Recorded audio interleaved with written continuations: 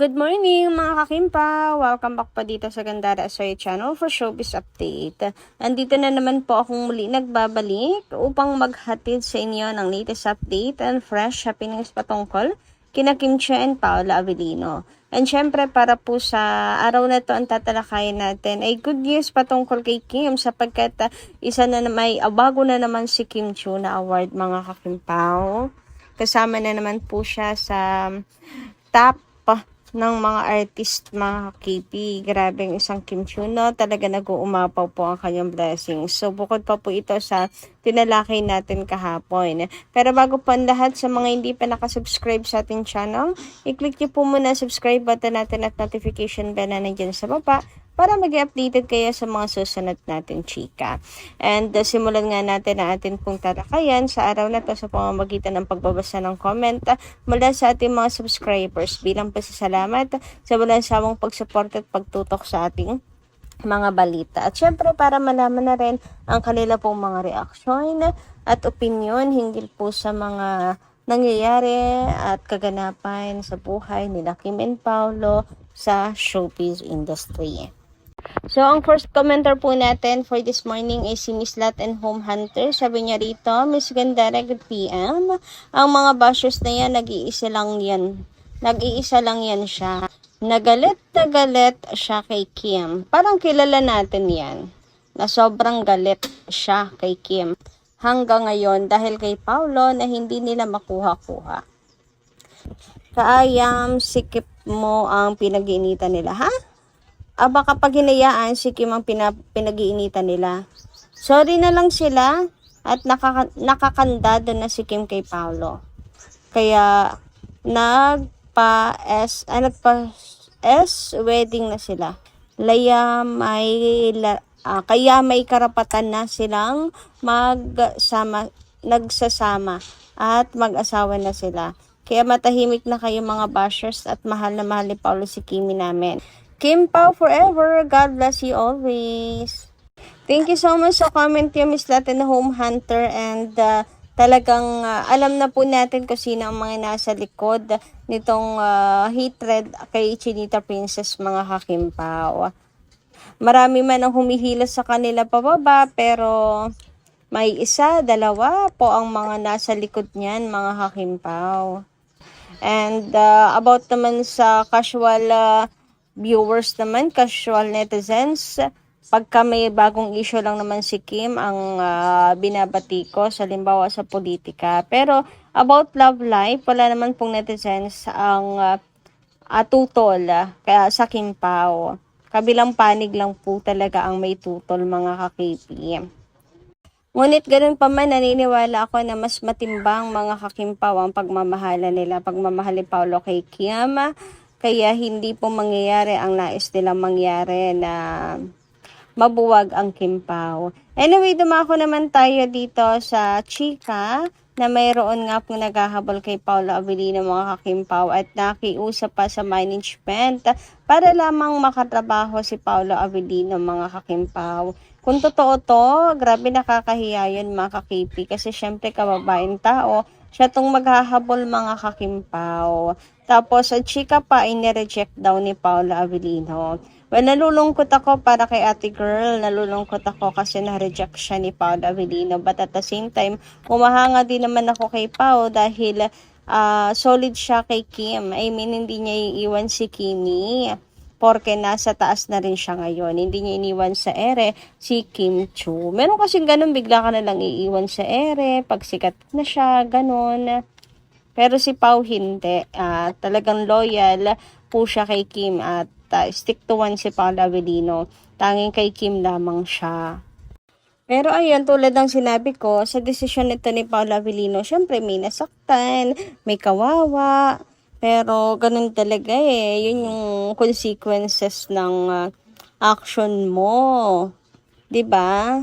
Kasi syempre dapat sinasaalang-alang mo yun. Hindi porket nag-request ka, ibig sabihin, susundin ka na. What if ayaw talaga sa ng lalaki? Dapat niniisip na yung rejection. Ano to? Desperado makatrabaho si Paula Avellino? And syempre, ang mga producers, ganyan, mag-iisip mga kakimpaw. Mamaya, kagatin nila, tapos yung kanilang isinugal ay hindi po maibabalik sa kanila, 'di ba? Kaya matatalino po ang producers, hindi po sila susugal na lang basta-basta mga kakimpaw. Lalo na't napakalakas ng tambalan nila Kim and Paolo para buwagin.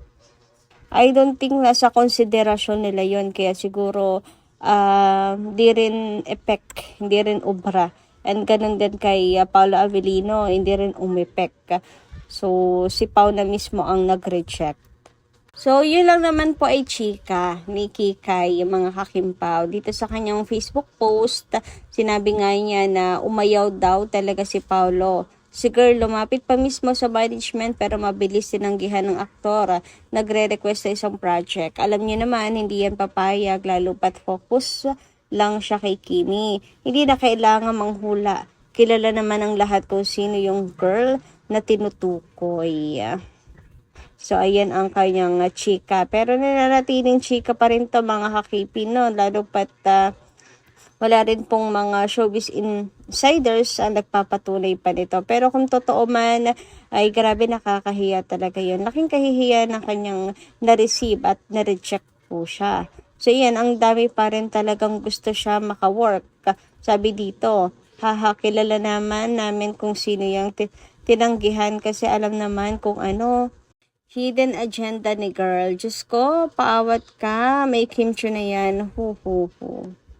Anyway, speaking of kimchi, meron tayo ditong good news mga kakimpaw para po sa inyo. Sapagkat ang ating chinita princess na si Kim Chiu ay pasok po sa top 25 most beautiful Filipino actresses. So, number 1 si Liza Soberano.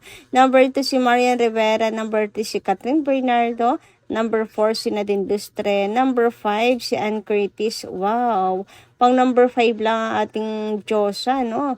And number 6 si Chinita Princess, ang ating queen na si Kimi. Pasok po siya mga kakimpaw. Grabe. I don't know kung ano po ito mga kakimpaw, by ranking o sadyang pantay-pantay lang, basta sila yung 25 na pasok or in any order to mga kakimpaw. Pero ang nakapasok po si Kim Chiu Jin sa top most beautiful Filipino actresses sa isang malaking sampal sa mga nagsasabi kay Kimi na siya ay pangit at retokada mga kakimpaw. And syempre para sa lahat po ng mga nangbabash at ang hihila kay Kim, isa lamang po ito sa mga patunay na never nila mga kakimpaw na mapapabagsak si Chinita Princess. Anyway, sabi naman dito ni Miss Mila Borja, sana Ma'am Gandara matuloy na balak ng Kim Pao na mag-Samsung. Kim Pao sa Showtime. Ano mag-Samsung? Abangan namin ang fans solid. Siguro, ito na ang panahon na lalabas din kaming mga senior papunta na sa Showtime para lang makita ang Kim Pao sa Showtime. Makita na namin personal ang Kim Pao ulit. Panahon na dalawin namin ang Kim Pao. Happy kami mga fans, solid.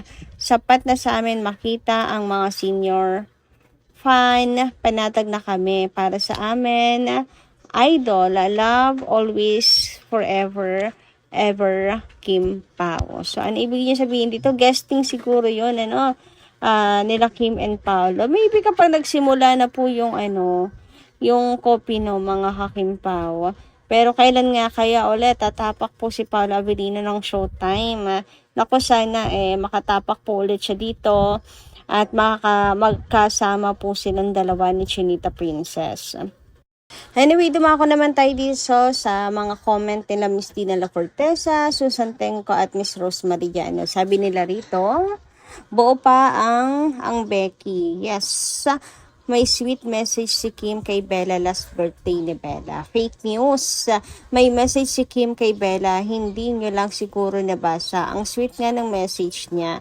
Sana nga po talagang gano'n na okay lamang po sila. Ano mga kakimpaw, yan din talaga ang dalangin ko na wala po silang problema mga kakipi. Kasi sayang talaga yung friendship nila kung talagang masisira ng tuluyan.